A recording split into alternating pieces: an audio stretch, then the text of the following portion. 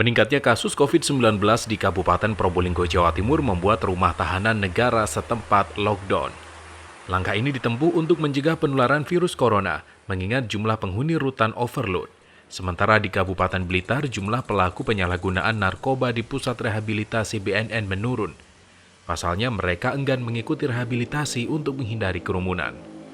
Rumah tahanan negara kelas 2B Kraksan Kabupaten Probolinggo menerapkan lockdown sejak sepekan terakhir.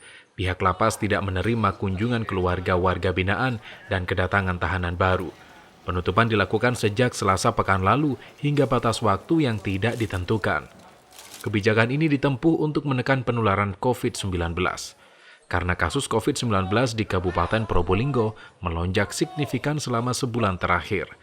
Apalagi jumlah penghuni rutan overload sehingga tidak bisa dilakukan social distancing atau jaga jarak.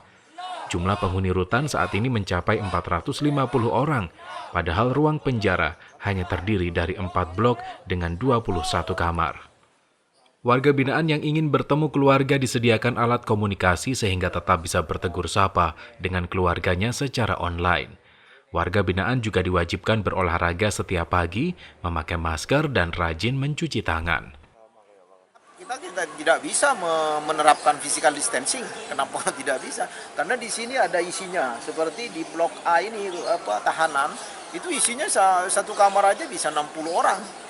Bagaimana bisa menerapkan physical distancing? Ya, tapi cuman menghimbau kepada warga binaan yang keluar dari area sini, keluar dari area blok, wajib memakai masker, itu aja.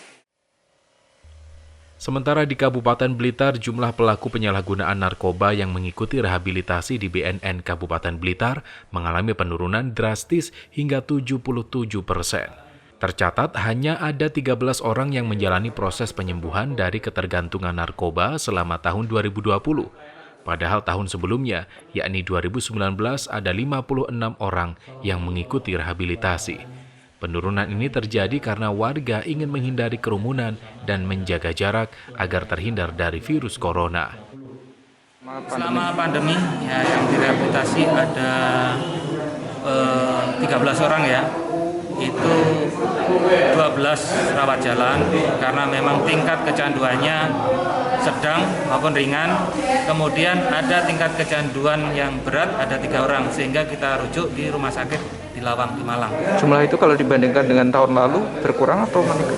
Tahun lalu berkurang untuk jumlah yang direhabilitasi di BNN.